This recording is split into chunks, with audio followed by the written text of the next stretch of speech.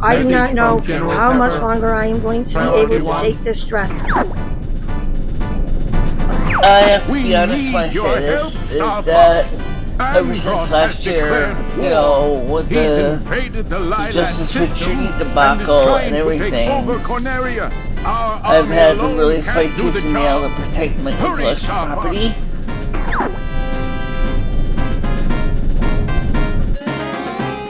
Have armed medical transportation team ready to deploy and prosecute and institutionalize. Leader Zero is holding at Code Apex. Leader Zero has negative movement. Overwatch confirms Heel Inspector Tango is in the complex, Unit 6. Leader reporting clear. Sector is secure. No discon.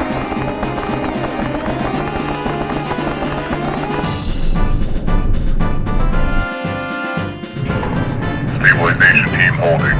Leader Zero standing by. Leader Zero preparing to move stabilization team on Sector Delta 7.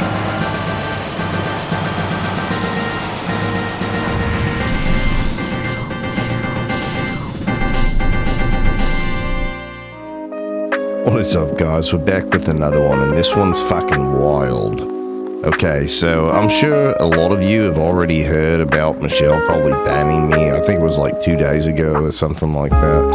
It was very traumatic. I'm going through therapy right now for it, and I'm doing a lot better than I was, but I still suffer with, like, you know, crushing nightmares, and I'm in constant fear that I'm going to be banned. But Michele, she's going through a sort of banning herself, and this is actually her getting banned from public, and that she's going to be going into a mental institution, according to what Krista was telling me earlier. You can ask her, and we'll talk about that in a bit.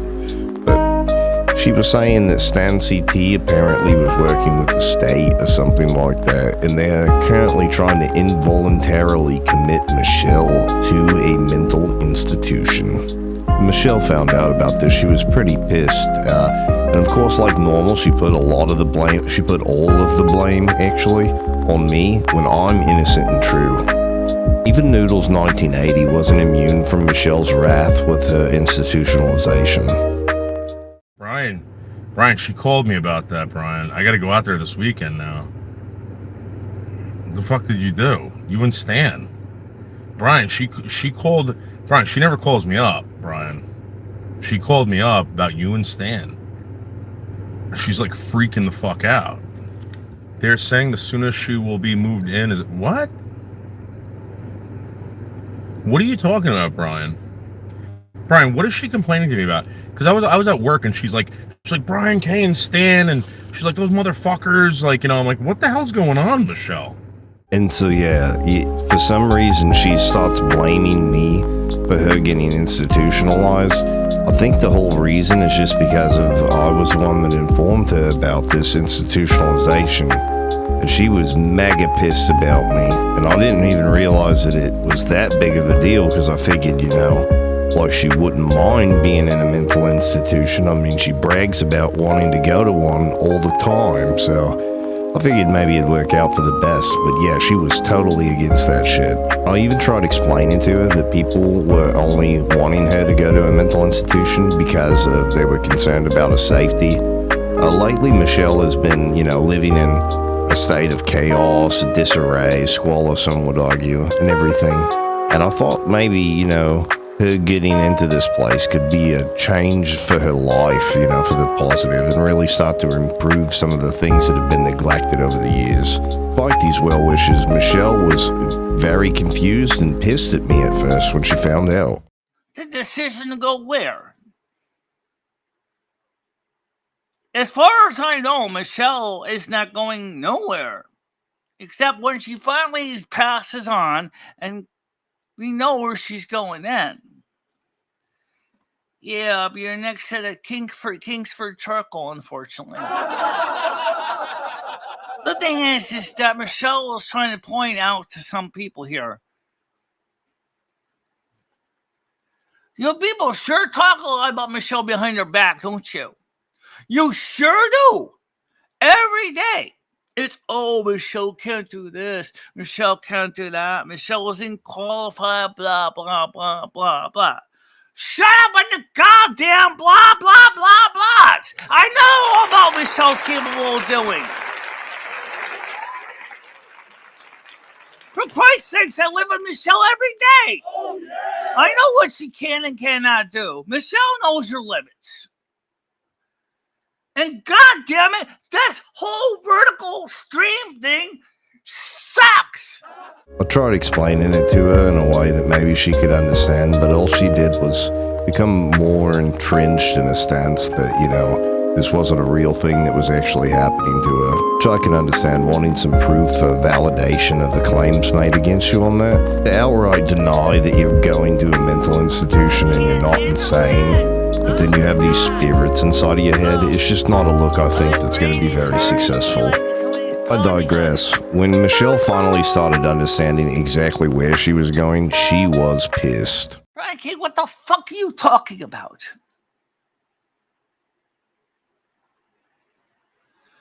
What the fuck are you even talking about? You don't even know what you're talking about. Of course I'm allowed to have visitors in my apartment. If I choose to. Which I usually don't. But I usually sometimes visitors come over, like Stan CT and stuff does come visit. And that's the thing about this place that Michelle's going. They don't allow visitors. Michelle will not be allowed to leave. They have a very strict, I guess you could say bedtime policy or something like that. There's a lot of restrictions that Michelle's getting ready to face very soon future, and it's really making her stressed out. Like I say, Michelle started demanding paperwork from everyone in the audience on her state case of an involuntary committal. And it's pretty crazy to think about that because, you know, we're just audience members. But we may or may not have gotten a copy of some of the stuff that's leading to Michelle being involuntarily committed in a mental institution. So hopefully she'll see this episode so she can see a copy of that paperwork she so desperately demands. Yeah, but I need a case number first. I need a docket number. I need to see the court papers. If there's court papers, there has to be court papers. And I need that. So I have to be served. So we got this paperwork from a nice lady at the facility that's institutionalizing Michelle. Her name's Kathy Cumberland. We'll talk with her a little bit later. But this first piece of paperwork is, I guess it's the legal document that initiated all of this whole mess. And it clearly states here that this is Michelle's name. He has her apartment there. I may or may not black this out. I haven't decided. In the petitioner there, and I think it's interesting to note that the relationship of the petitioner to the respondent happens to be Michelle's mother herself. And oddly, someone else that's mentioned on this document is Krista Stambaugh, and it lists her address there. I'll block that out. But it oddly enough says that she is the transportation/caretaker of Michelle. Page 2 is a bit more interesting. You can go ahead and pause the video here if you want to read. It's basically her intake paperwork, the narrative, I guess you could say, for what's been going on in Michelle's life that's led to her being in the state that she is. We also did get another piece of paperwork that I'm not really comfortable with sharing right now. It's actually Michelle's intake paperwork. I guess that's the final piece that they need before they throw her in that room with the straitjacket on. Oddly enough, Michelle wants to have Krista's validation that this is real. She wanted to hear from Krista herself that she did in fact sign off on having Michelle locked away. Let's see, the messages. Yeah, Krista got back to me. She says, yeah, but no, I did not tell him that your health is going down the shitter. Well, he said you told him. You told him and Stan, told him. Now he and Stan are scheming. And Michelle herself really wanted a piece of me and Stan. I'm sure that she wanted to shoot us both in the chest in that moment. She even was claiming like her medical team is going to fight us if the state decides to go through with this intake, I guess. Stan, let me just say one thing about what you and Brian K were talking about. You do realize that my medical team would fight you.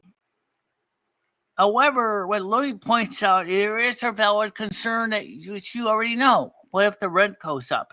There is no way I can afford to pay more rent. You already know that, right?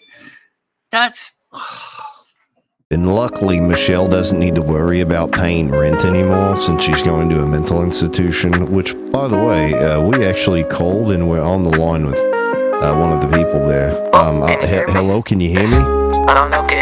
Okay, there you are. Oh, hi, how you doing, Mr. K? Is this Kathy? Yes, this is Kathy Cumberland from the Valley Hills Care Room. Kathy, so I know we spoke once before, but maybe you can explain for this interview purpose, what is your job title exactly? Well, my job title here is really the intake planner. I'm responsible for all of our new people that we have coming into the facility and everything. I really help them out with the transition from their public life into being one of our patients. My role in this whole ordeal is what I do is I work with the police and the ambulances coming to pick up the patient. In this case, I think you said Michele. Yeah, Michele is the name of the person going to your facility. So can you explain exactly, like, how did this all start, though? And Michele Dooley, yes, I'm very familiar with the case. Who contacted you guys initially? Yes. We were initially contacted about her state of everything. I believe it was her mother and another person. I think it was Christina or something. Probably talking about Krista. That's one of the neighbors and one of Michelle's friends. We were contacted by her, and they were really concerned about it. Everything, they wanted to be sure that she got the help that she needs because she's real sick. Michele has been really sick for a while. It's like she believes that there's like spirits inside of her head and everything. I didn't think things could get better for her, but maybe they can at your place. Yeah, well, she'll get better at this facility. Trust me on that. Trust me when I say that we are very strict with all of our patients. We make sure that they have, I guess you could call it a chore list. They have daily jobs they have to do. We are gonna regulate the diet, and we are gonna monitor them 24/7 and make sure that they get better.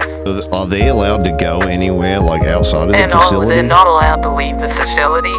And we also have a bedtime because we found that most people need to go to sleep at a regular hour. Oh, Kathy, I would love to have this conversation longer, but I'm getting a call right now from the Chinese. All right, Mr. K. Well, it was nice talking to you, okay? We really look forward to getting Michele here in a little bit, okay? And I really do look forward to Michele going to your place. All right, bye-bye. All right, take care. Goodbye, Kathy. Okay, take care. That was Kathy, and I guarantee that even if Michele happens to hear the phone call and stuff like that, see the documents, how bad a mental illness has gotten, it's just not going to allow her to accept that. So if you happen to be watching this video here, if you would, maybe bring it up to her. Bring up to Michele that she's going into a mental institution.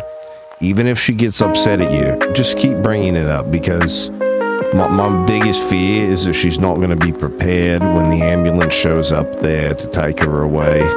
And it's going to just still be a shock, even though that she's been made aware of it. Because she gets really pissed at me whenever I bring it up. Maybe if others bring it up, that'll change it. Tiger Kitty was able to help call her in off the ledge a little bit when she was upset with me over all this stuff going on. Get him out of here. Take him out. I don't want you here. Get out of here. Hi, man. It's Tiger Kitty. Oh, we're up. I gotta get over to the track pole over here. Admit one. Good morning. How you doing? Good morning. See, I'm Brian doing very K well. is trying to come into the back door again. Well, no. He's person non grata. He's not coming in here. I'm talking about on the side chat. Oh, okay. Is there any way you could fix things with Brian? No. He was the one who started the joke about the the mental hospital, but if he keeps this up, I might end up voluntarily walking into the mental hospital. I'm seriously tired, Kitty. That was so bad last night. This whole thing's just gonna be a giant joke to Michele, I think, until she's finally picked up and taken away. From everything Kathy was telling me in our first conversation, I didn't get a chance to record that one, but they're talking about Michele maybe going there in November or something like that. I could be wrong on this. Could be wrong on that, but then again, I could be right. I'm sure Krista knows, since she's kind of the whole person that started this entire thing. Which really kind of shocked me that she threw Michele under the bus like that. But anyway, I digress. If you're not subbed up to this channel, I'd really appreciate it if you would. I'm trying to get to 250 viewers before the end of the year. So, you know, we'll be putting out more content like this, hopefully on a semi-regular basis, depending upon life and all that jazz. Anyway, guys, that about wraps up most of this stuff. I could go on for quite some time talking about this issue, and I'm sure that it's going to get a little bit crazier as it gets closer to that date of Michele being taken away. If you're not subscribed, be sure to hit the subscribe button, and we'll get some more videos like this out. Until next time, folks, peace.